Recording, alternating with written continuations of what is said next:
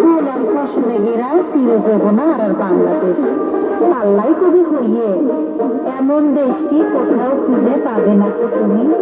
সকল দেশে জানি সে যে আমার জন্মভূমি, সে যে আমার জন্মভূমি।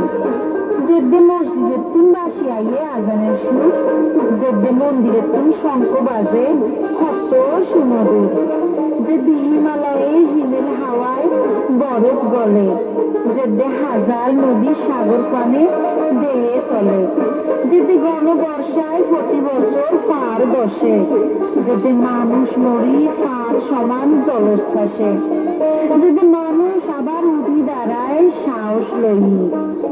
সুজলা সুফলা শস্য শ্যামলা ষড় ঋতুর এই বাংলাদেশ নানা বৈচিত্র্যতায় ভরা। বিশেষ করে কক্সবাজারের রূপ বৈচিত্র্য সাগর সৈকত সারা বিশ্বর মানুষের মন হারি লয়। তারপরেও একখানা করে আকস্মিক বন্যায় দিন নষ্ট করে দেয়। কখনো ফারগস, কখনো জলোচ্ছ্বাস, কখনো ঘূর্ণিঝড়, এভাবে কোনো না কোনো প্রাকৃতিক দুর্যোগ লাগি থাকে। 1991 সালের মহাপ্রলয়ঙ্কারী সাইক্লোনের আঘাতে কত বিক্ষত হয় উপকূল, 2 লক্ষাধিক মানুষের মৃত্যু আর মনে কষ্ট দেয়। স্বজন হারা মানুষের কান্না এখনো দুঃস্বপ্নেরই দেখা দেয় বারবার।